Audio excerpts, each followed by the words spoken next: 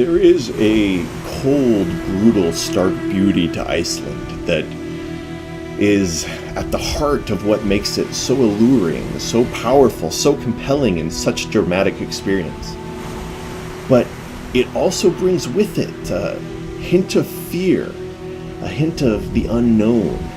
It's something that gives you respect for the elements, for the nature that you're experiencing.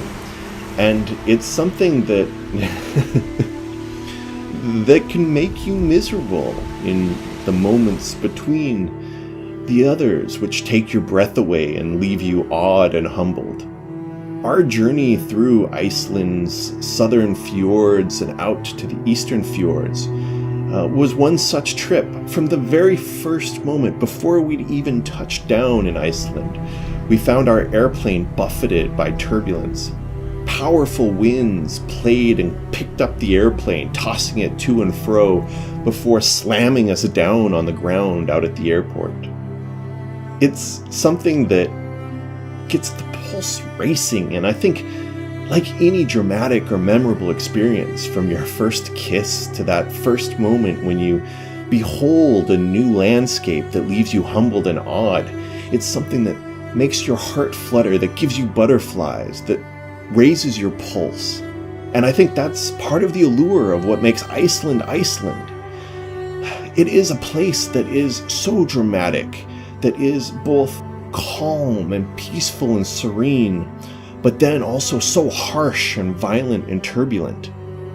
It's a place that is shaped by its history, that is shaped by nature's caress and kiss. Nature has done so much to Iceland to carve it from the sea. And I think that is of course part of the dramatic charm, especially when you then picture and you see all of that intensity worn away by the passing of time and wind, ice, waves, sand, snow. It's this wonderful combination that reveals a landscape that reminds you of the worn wrinkles on an elder face.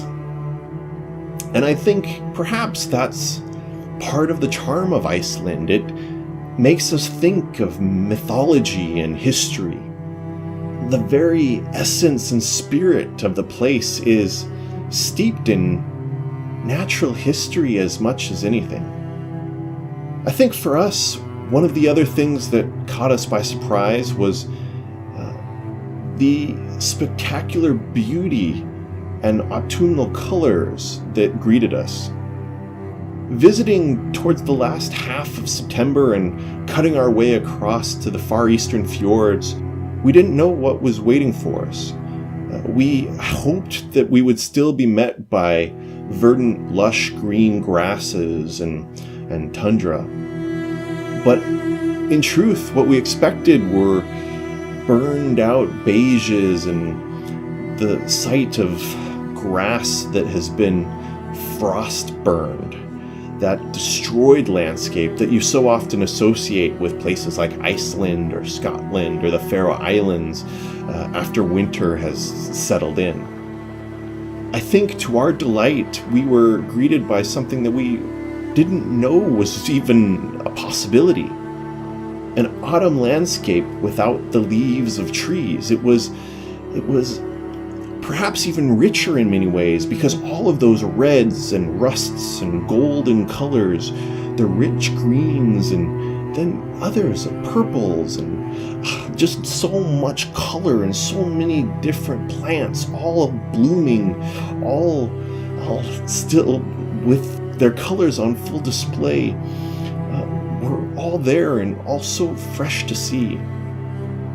Beyond that, we even managed to find fjords that were full of fresh blueberries, and the experience of sitting there at the base of dramatic waterfalls, watching the rainbows in the background, snow-kissed peaks and fjord around us, picking fresh blueberries is one of the most magical travel experiences of any trip I've had to Iceland, or perhaps anywhere.